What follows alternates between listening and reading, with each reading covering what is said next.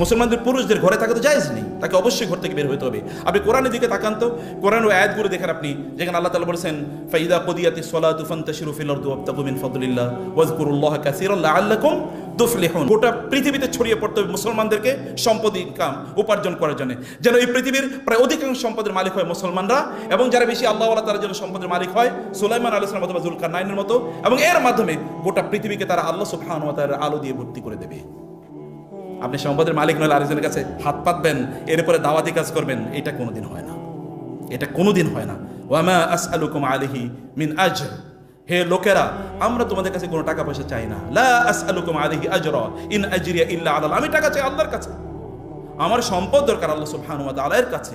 আল্লাহ সুবহানাহু ওয়া তাআলার কাছে আমি কোনো প্রতিদান যদি প্রয়োজন হয় সেটি আমি আল্লাহ সুবহানাহু ওয়া তাআলার কাছে চাই। এই পৃথিবীতে মসজিদ, এবং আপনারা বাংলাদেশের প্রেক্ষাপটেও বলেন, এই আমরা মাওলানা সাহেবরা আমরা কি করি, একটা জায়গায় গিয়ে বলি ভাই আমি একটা মসজিদ বানাইতে চাই, মাদ্রাসা বানাইতে চাই, কয়টা পয়সা দেন না। তো এই পয়সাটা আসে কোত্থেকে? কোনোদিন চাকরিজীবীরা কোনোদিন তাদের পয়সা দিয়ে এরকম মাদ্রাসা মসজিদ বানাবে? ইট ইজ অ্যাবসলিউটলি ইম্পসিবল, অথবা in most of the case it is rare. তাহলে সম্পদ আসে কোত্থেকে? ব্যবসায়ীদের কাছ থেকে। তাহলে আপনাদেরকে যা করতে হবে, এখন আমি সেই কথাই আপনাদেরকে বলতে চাই, প্রিয় ভাইরা বোনরা, আপনি যারা আছেন আপনাদের মাথায় কে যেন একটা ঢুকিয়ে দিয়েছে যে আপনাদেরকে একটা চাকরি করা লাগবে, এবং চাকরির পেছনে ঘুরতে ঘুরতে ঘুরতে ঘুরতে আপনাদের মাথার চুল উঠে গেছে আর পায়ের জুতা ক্ষয় হয়ে গেছে। এখন আপনারা আন্দোলন করতেছেন 35 বছর পর্যন্ত কি আপনাদেরকে চাকরিতে ঢোকার জন্যে অনুমতি বা আপনাদেরকে সুযোগ দেওয়া হোক। আমি যেই দিন থেকে এই কথা শুনতেছি ওই দিন থেকে আমার মাথাটা কেবল নিচের দিকে যায়, সর্বনাশ বলে কি এরা। এদের বলা দরকার ছিল 20 বছরের পরে আমরা চাকরিতে ঢুকতে চাই না, 20 বছর আগে আমাদের জন্য চাকরির ব্যবস্থা করে দাও, এরা বলা কথা ছিল এটা। এখন 35 বছরে চাকরি করবেন, 70 বছরে বিয়ে করবেন, এরপরে বউ চিন্তা করে আমি একটা বুড়ারে বিয়ে করছি। আপনি বিয়ে করবেন 22 বছর বয়সে, 25 বছর বয়সে, রাসূল 25 বছর বয়সে বিয়ে করছেন, আপনি এরপরে বিয়ে করেন কেমনে? তার আগে বিয়ে করবেন, তার আগে বিয়ে করেছেন আইন কামের ব্যবস্থা করেন, এটা করেন আপনি। এটা করার জন্য আপনাকে নিশ্চয়ই উপার্জন করতে হবে, উপার্জনক্ষম হতে হবে। শুধু চাকরির পেছনে ঘুরবেন না। আল্লাহ তাআলা আপনাকে এমন মেধা দিয়েছেন, আল্লাহ সুবহানাহু ওয়া তাআলা বলেছেন আস-সাবিকুন উলাইকাল মুকাররাবুন। সাবিকুন, যারা সাবেক, মনে রাখবেন যারা সকল জায়গায় এগিয়ে আছে, গোটা পৃথিবী তারা চালাচ্ছে। এই যে কে যেন বলছিলেন যে ইহুদিরা গোটা পৃথিবী, আমাদের বলুন তো কয়টা প্যাটেন্ট আছে বলেন তো, আমাদের কয়টা প্যাটেন্ট তো আপনি বুঝেন, কয়টা কপির ইন্টারন্যাশনাল প্রোডাক্ট আমাদের কয়টা আছে, আর ইহুদিদের কয়টা প্রোডাক্ট আছে। ওরা গোটা পৃথিবী চালায় আর আমরা কি চালিত হই তাদের মাধ্যমে। প্রোডাক্ট সব ওদের, প্যাটেন্ট সব ওদের।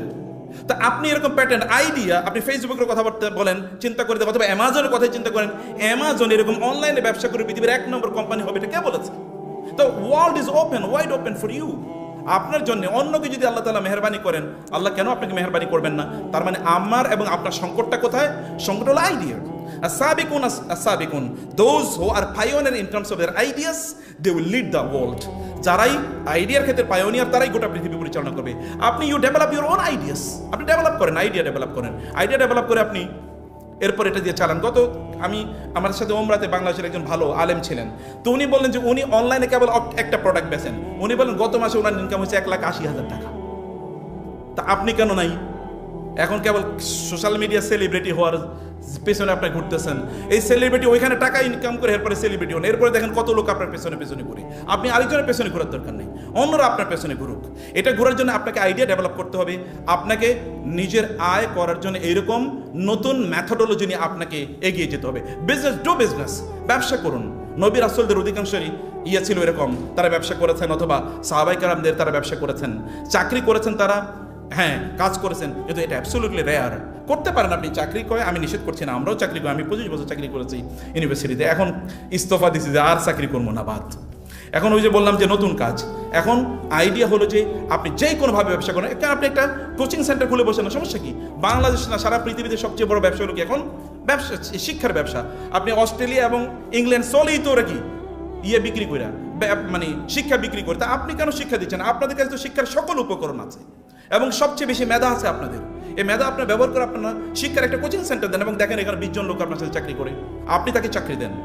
অথবা আপনি একটা স্কুল খোলেন, একটা ইংলিশ মিডিয়াম অথবা একটা বাংলা একটা ইসলামিক এবং এটা দুটো মিলে একটা করেন, অথবা অন্য কোনো কিছু করেন, এবং অনলাইনে আপনি ব্যবসা শুরু করে দেন। আমি দেখছি একজনে মধু বিক্রি করে মাসে, গত কয়েকদিন আগে একজন আমাকে বললেন, বাংলাদেশে ভালো মানের একজন, তিনি আলেমও বটে, উনি অনলাইনে কেবল মধু আর বিক্রি করে, কি যেন এটা, ওই যে বাদাম বিক্রি করে, ওনার কালোজির হাবিজাবি বিক্রি করে, ওনার প্রতি মাসে শুধুমাত্র ফেসবুকে বুস্টিংয়ের জন্য কষ্ট আছে 50 লক্ষ টাকা। এখন আপনি বলেন তাহলে কয় টাকা আপনি ইনকাম করবেন? আপনি কত টাকা ইনকাম করে আপনি 50 লাখ টাকা কত বছর ইনকাম করবেন? আমি তো মনে হয় যে আমি 20 বছরে 50 লাখ ইনকাম করছি কিনা জানি না, 20 বছরে 50 লাখ টাকা ইনকাম করছি কিনা আমি জানি না। তো do your business, develop your own ideas and your own products, এটা আপনি করেন। ওরা করেছে, ওরা দেখেন না হাবিজাবি জিনিসের প্রোডাক্ট বানিয়ে ফেলছে এবং আপনাদের সব টাকা পয়সা তারা নিয়ে যাচ্ছে, আপনি ওটা করেন। এই কোনো এক সময় 1988 আমি শুনেছিলাম চায়নার বেইজিংয়ে নাকি 2টা বা 3টা গাড়ি ওইখানে পাওয়া যেত, মানে ওইখানে গাড়িও পাওয়া যেত না।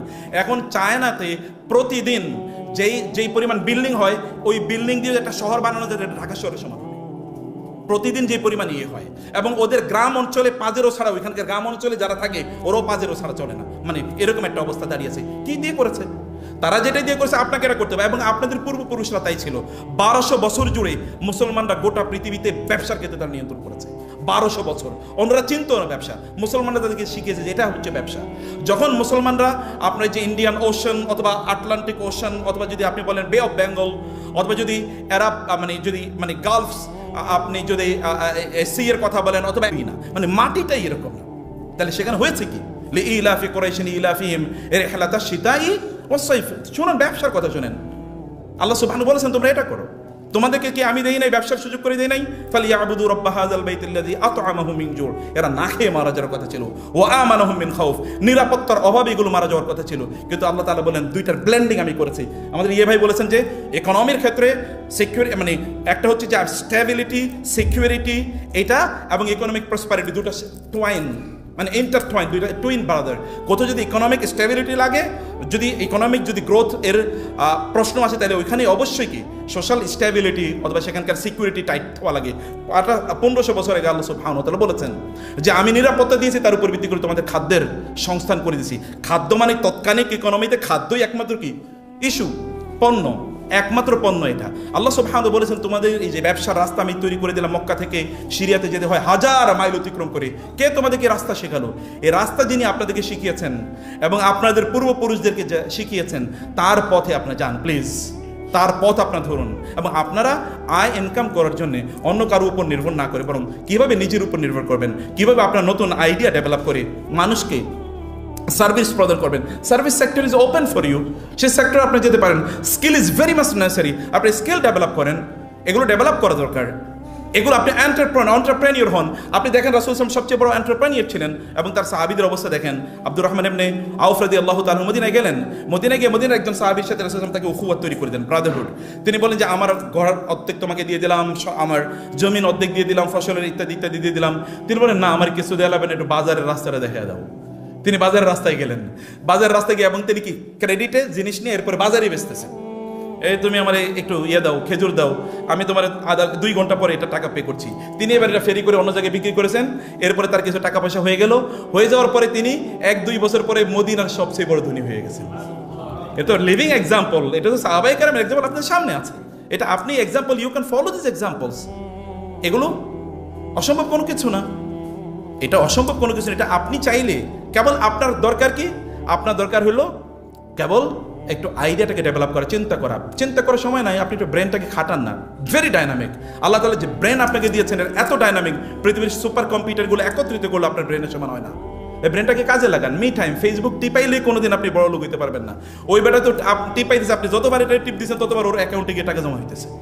তা আপনি ওরে টাকা দেওয়ার দরকার কি? আপনি ওইখানে yes, you make it a tool for your, আপনার কি বলে বিজনেস, ইউ ডু ইট, অথবা অন্যান্য কিছু আপনি করেন। কিন্তু আপনাকে আমরা যেই কথা, আমার এটাই লাস্ট আবেদন আপনাদের কাছে, যে অনুগ্রহ করে আপনারা নিশ্চয়ই সম্পদের মালিক হন প্লিজ। আমি দেখতে চাই মুসলমানদের কাছে প্রচুর পরিমাণ সম্পদ। গোটা পৃথিবীর সবচেয়ে বেশি যদি সম্পদ মুসলমানদের কাছে থাকে, আমি বিশ্বাস করি আমার চেয়ে বেশি খুশি হওয়ার মানুষ খুব কম আপনি খুঁজে পাবেন। কারণ কি জানেন?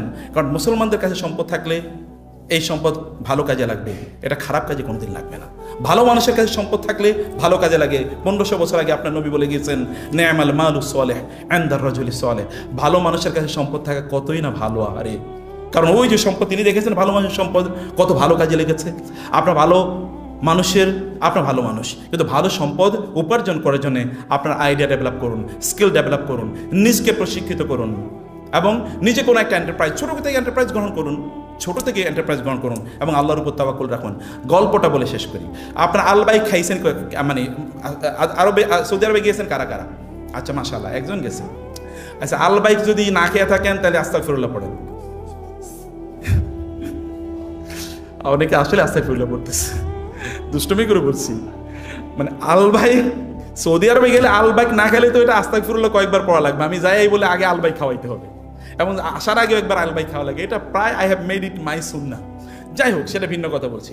আলবাইক জানেন এটা হলো কি? এটা কেএফসি অথবা ম্যাকডোনাল্ডস এর মতো একটা চিকেন বা একটা ফ্রাইড চিকেন চেইন। এটা প্রায় 100-200 আউটলেট আছে এখন সৌদি আরবে, 200, এবং 80টি দেশে এদের বিভিন্ন ধরনের কার্যকলাপ আছে। 1974-এ তারা এই প্রতিষ্ঠানটি তৈরি করেছে। যিনি তৈরি করেছেন তার নাম হচ্ছে আপনার আবু গাজালা। এই ভদ্রলোক 1974-এ তিনি এই আউটলেটটি তিনি তৈরি করেছেন। কারণ আউটলেটটি তৈরি করার 1 বছর পরে তিনি ক্যান্সারে মারা যান, কিন্তু তিনি ভালো করতে পারেন নাই। ভালো করতে না পারার পর এর মধ্যে তার সন্তানরা 4-5 বছর পরে বসলেন। তার এক সন্তান নাম হচ্ছে এহসান আবু গাজালা, আর একজন নাম হচ্ছে রামি আবু গাজালা। 2 ভাই বসলেন, 2 ছেলে। 2 ভাই বসে বললেন, বাবা একটা চমৎকার এন্টারপ্রাইজ তৈরি করেছিল, এইটাকে কপি করে শুধুমাত্র জেদ্দাতেই, তখন আমি 1980 বা 82 এর দিকের কথা বলছি, তখন প্রায় জেদ্দাতে প্রায় এরকম 400 এরকম কপিক্যাট আপনার ফ্রাইড চিকেন এর আউটলেট তৈরি হয়ে গেছে। আলবাইক বাদ দিয়ে, মানে আলবাইক নাই, এটা বন্ধ হয়ে গেছে। আর 4-5 বছর পরে ছেলেরা বসে বলেন যে আমাদের বাবা তো একটা এন্টারপ্রাইজ শুরু করেছিল, চলো আমরা এটাকে আবার নতুন করে করি। এবং নতুন করে তারা এটাকে শুরু করলেন। শুরু করার পর এখন আমি এই আজকের কথা বলছি, 2024-এর কথা বলছি। তাদের মোর দেন 200 আউটলেটস আর there around the whole Saudi Arabia, এবং 80টি দেশে তাদের বিভিন্ন এন্টারপ্রাইজ আছে। তাদের অ্যানুয়াল রেভিনিউ এর সংখ্যা হচ্ছে নিয়ার অ্যাবাউট 20 বিলিয়ন তাদের মানে রেভিনিউ। এখন প্রশ্ন হলো যে এই যে একটা তার যে এই যে সাকসেসের পেছনে তার যে এই গল্প, এই ঘটনাটা কি জানেন? ঘটনাটা হলো যে ছেলে এবং 2 ছেলে তারা বাবার সেই জিনিসটাকে চিন্তা করে যে বাবা আসলে কোন ফিলসফিকে, দর্শনকে সামনে রেখে ব্যবসা শুরু করেছেন। দেখলেন যে বাবা সিদ্ধান্ত নিয়েছেন প্রত্যেকটা ফ্রাইড চিকেন এর প্যাকেট বিক্রি করবেন, এর থেকে 1 রিয়াল করে চ্যারিটি অর্থাৎ দান করে দেবেন। That is the secret behind this huge mammoth growth of this industry. এবং that is not only copied. আপনি যদি এখনো মক্কায় যান, মদিনায় যান, মক্কা টাওয়ারে দেখবেন একদিকে আলবাইকের ছোট্ট একটা দোকান, এই যে এরকম, মানে এটা হচ্ছে পূর্ব দিকে হচ্ছে ম্যাকডোনাল্ডসের আর পশ্চিম দিকে হলো কি আলবাইকের দোকান। আলবাইকের এখানে লাইন হচ্ছে 1000 লোকের, ম্যাকডোনাল্ডসে ওরা বসে মাসি মারে। সৌদি আরব জুড়ে ম্যাকডোনাল্ডস এবং কেএফসি ওগুলো প্রায় প্রতিদিন কাঁধে। আলবাইকের এখানে কোনো একটা ওরা ধরেন আউটলেট তৈরি করার জন্য হয়তো তাদের 1 মিলিয়ন ধরেন হয়তো সৌদি ইউরো, মানে সৌদি রিয়াল তাদের হয়তো ইনভেস্টমেন্ট হয়েছে। আর ম্যাকডোনাল্ড অথবা করার জন্য হয়তো তারা 15-20 মিলিয়ন ওইখানে ইনভেস্ট করেছে। ওইখানে ওরা মাসি মারে আর এরা এখানে হাজার দাঁড়িয়ে থাকে লাইনে। কখনো এমন হয়েছে আমরা সর্বশেষ খাইছি হচ্ছে রাত্রি 2টায় এসে আমাদের কাছে, কারণ এর আগে পাই নাই ভাগে, এবং আনছি আরো কি 7-8 কিলোমিটার দূর থেকে, মক্কা থেকে 7-8 কিলোমিটার দূর থেকে, নাইলে পাই নাই ভাগে। এরকম যেখানে আপনি যান সেটা হয়েছে। আমি বলছি যে ভালো মানুষের সম্পদ থাকলে ভালো কাজে লাগে। ওই যে ধরেন প্রতিদিন কত মিলিয়ন বিক্রি হয় আমি জানি না, কিন্তু প্রত্যেক মিলিয়ন প্যাকেট থেকে 1 রিয়াল করে তখন থেকে তারা দান করা শুরু করেছেন।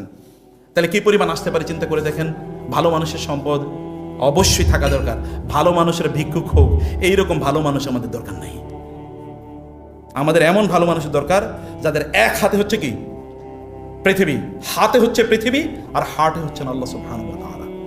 এভাবে তারা গোটা পৃথিবীকে পরিচালনা করেন। থ্যাংক ইউ ভেরি মাচ, জাযাকুমুল্লাহ খায়র। আমার 3 মিনিট আগে শেষ করে দিছি। Thank you very much. আল্লাহ তাআলা আপনাদেরকে অনেক ভালো রাখুন এবং এই বাংলাদেশ আপনাদের নেতৃত্বে তৈরি হোক। এখানকার অর্থনীতির মালিক যেন আপনারাই হন। একটা বই, এটা যেহেতু উনি 3 মিনিট সময় দিয়েছে, আমি আধা মিনিট বলি। The confession of an economic hitman, বইটার নাম কি বলছি? The confession of an economic hitman. বইটা পড়বেন, এটা অনলাইনে অ্যাভেলেবল। এই ইকোনমিক হিটম্যান এটা হচ্ছে আমেরিকা কি করেছে, কিছু লোককে নিয়োগ করে দিয়েছে। ইকোনমিক হিটম্যান নামের অর্থই দেখেন, ইকোনমিক কিছু লোক তৈরি করে দিয়েছে, এরা হচ্ছে আপনার ফাইন্যান্স কনসালট্যান্ট। এই কনসালট্যান্টরা তারা বিভিন্ন আমাদের মতো এরকম দেশগুলোতে যায়, এই সকল দেশের যারা রাষ্ট্র পরিচালনা করে তাদের সাথে নেগোসিয়েশন করে, বলে পদ্মা ব্রিজ করবা, ফ্লাইওভার করবা, বিশাল বিশাল রাস্তা করবা, 4 লেন রাস্তা করবা, আবার এই করবা সেই করবা, তাতে তোমাদের